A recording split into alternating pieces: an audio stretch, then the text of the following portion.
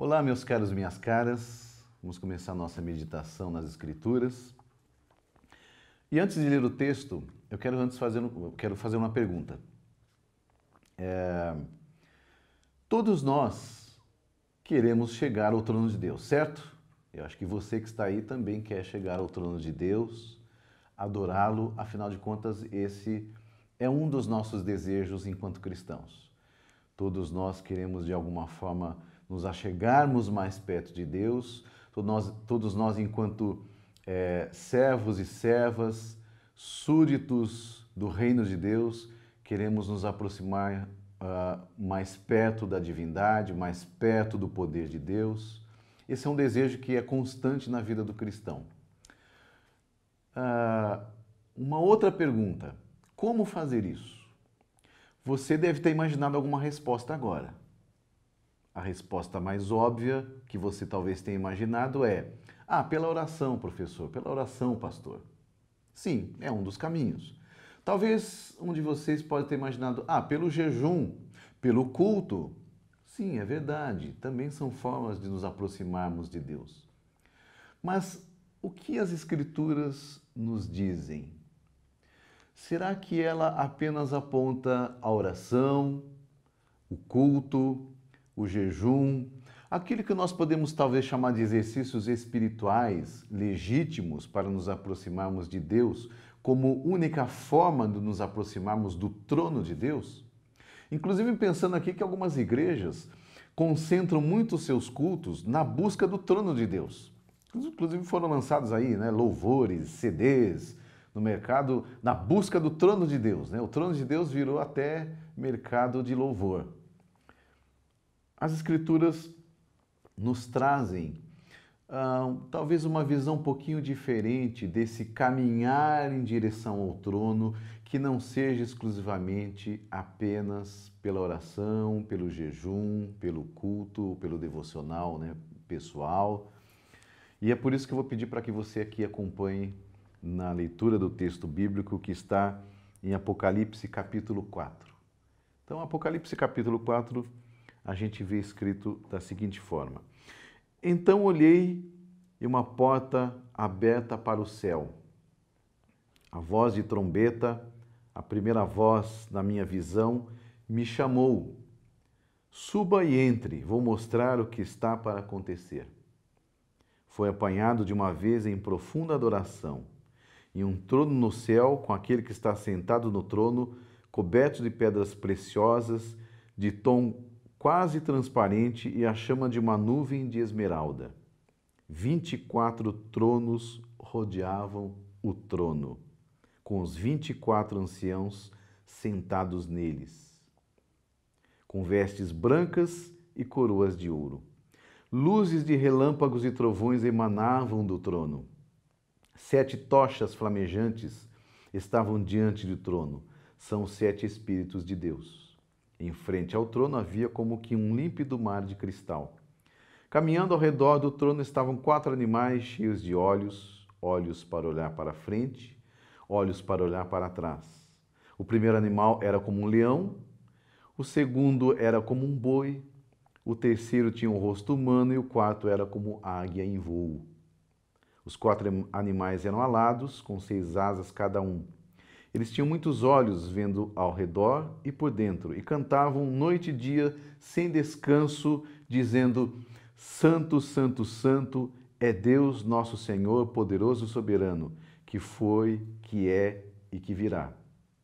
Cada vez que os 4 animais davam glória e honra e ações de graça àquele que está sentado no trono, que vive eternamente, 24 anciãos prostravam-se perante ele. Eles adoravam o que vive eternamente, então lançavam suas coroas aos pés do trono, cantando: Digno, ó Senhor, sim, nosso Deus, recebe a glória, a honra, o poder. Tu criaste todas as coisas, tudo foi criado por tua vontade.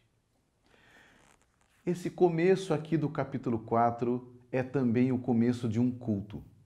Talvez você nunca tenha prestado atenção, mas o livro do Apocalipse, depois das 7 cartas às igrejas da Ásia, começa com um culto. Não começa com destruição, não começa com aquelas catástrofes e tragédias que nós estamos acostumados a ler no Apocalipse. Começa com um culto que está acontecendo no céu e parece que o texto está dizendo que João é convidado a participar, pelo menos a ver este culto, a descrever o que está acontecendo nesse culto. E a primeira parte é justamente essa. João, ou o narrador, está de alguma forma dizendo o que está acontecendo no comecinho desse culto. E o que está acontecendo? Basicamente, ele vê Deus assentado no trono, o culto está se desenvolvendo. Para chegar até esse trono, existe uma série de obstáculos. Depois vocês podem reler o texto, vocês vão rever lá os obstáculos que são encontrados, como o mar de cristal, os espíritos de Deus e etc. Então, para chegar até o trono, existe uma série de coisas que devem ser ultrapassadas. E existem alguns seres celestiais que estão em volta desse trono, já começando o processo de adoração. Vocês podem ver aí os 24 anciãos, os seus tronos, e os 4 seres viventes, formando como se fosse uma espécie de coral cantando louvores a Deus. Eu não li aqui porque isso aqui vai fazendo uma sequência nos próximos capítulos, mas depois você pode fazer essa sequência na sua leitura devocional, e você vai ver que conforme o culto vai se encaminhando, outros personagens, outras pessoas ou outros seres vão se agregando nesse grande coral de louvor, cada um oferecendo a sua forma de adoração. Então vocês vão ver depois em seguida que milhares e milhares de anjos se juntam num coral e também cantam o seu louvor a Deus. Depois em seguida todo o universo, com todas as coisas que existem no universo, também se juntam num grande coral de louvor a Deus. Em determinado ponto do texto bíblico, determinado ponto do livro do Apocalipse, quando está acontecendo esse culto, é descrito que, além de Deus assentado no trono, no centro, existe ao lado de Deus um leão, que é dito como sendo o leão da tribo de Judá, que nós sabemos que é Jesus, mas ele não é visto como leão. Ele é dito como sendo o leão, mas ele não é visto como leão. Ele é visto como um cordeiro, como tendo sido morto. Ou seja, a visão de Jesus no trono não é de triunfo, de vitória, de sucesso. É uma visão de alguém que passou por algum tipo de martírio e grande sofrimento. É alguém em que todo o peso da humanidade, todo o peso do universo foi sobre ele. E por isso que ele é representado como um cordeiro, como tendo sido morto. E é esse cordeiro que está do lado do trono central, onde está sentado Deus. Então o culto todo está acontecendo justamente para essas duas figuras nos seus respectivos tronos. Tanto Deus quanto o cordeiro que é Jesus. Ora, a pergunta que fica para nós, depois da gente fazer essa explanação, é a seguinte: em que ponto nós, cristãos, nós, crentes, chegamos nesse culto que está acontecendo no céu? Porque isso acontece. O texto bíblico, o livro de Apocalipse, diz que nós, cristãos, também estamos participando desse culto. Quando eu digo nós, é evidente que não estou dizendo só eu e vocês. De forma mais imediata, eu estou dizendo os crentes que estão descritos aqui no texto bíblico. E esses crentes são chamados por como é que eu diria aqui? Por um nome, por uma característica específica. Eles são chamados de mártires. Ou seja, as testemunhas. Quando você vai para o texto bíblico, você vê lá, e as testemunhas que estavam debaixo do altar, de vestes brancas, que acabaram de sair da tribulação. Quem são essas pessoas? É a nossa pergunta. Essas pessoas são aquelas que passaram pelo sofrimento e pelo martírio. São pessoas que, pelo testemunho da fé, foram mortas. Inicialmente lá no Império Romano, inicialmente lá na perseguição que os romanos faziam contra os cristãos, e também durante toda a história, quando os cristãos passam por essa perseguição, como nós.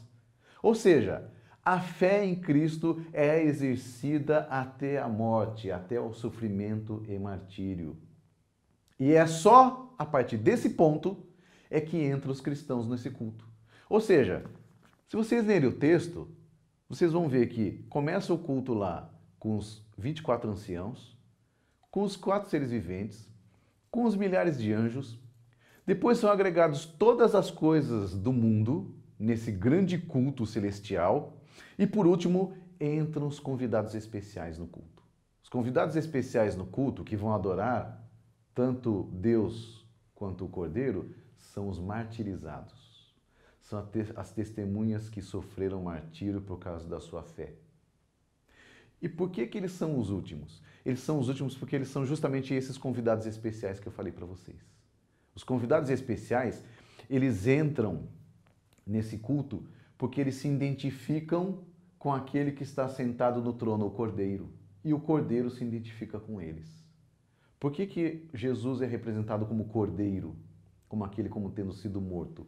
Porque ele consegue olhar para esses atribulados, olhar para essas pessoas martirizadas pela sua fé e se prefigurar dessa forma, se colocar na figura de um sofredor também, de alguém que morreu como essas pessoas. Conclusão. Para você, eu, chegarmos ao trono, não é tão simples assim. Para chegarmos ao trono é necessário tomar a nossa cruz e caminhar com Jesus. A vida cristã não é feita só de sucessos, não é feita só de triunfos, não é feita só de bênçãos, ela é feita sim de perseguições, ela é feita sim de sofrimentos, de dores, faz parte da vida. Não estou fazendo apologia nem defesa do sofrimento, nem da pobreza, nem da opressão. Mas apenas quero chamar a atenção que o texto bíblico está dizendo para nós que um dos cultos mais importantes descritos aqui na Bíblia são realizados com convidados especiais que passaram pelo martírio, que passaram pelo sofrimento. E eles chegam ao trono, sim, eles chegam ao trono, mas chegam ao trono justamente porque eles são martirizados, porque são sofridos. Ou seja, o texto está dizendo que não é possível alcançar o trono sem primeiro passar pela cruz. Portanto, o meu desafio a vocês é o mesmo desafio de Jesus. Tome a sua cruz e segue Jesus. A vida cristã é feita disso também.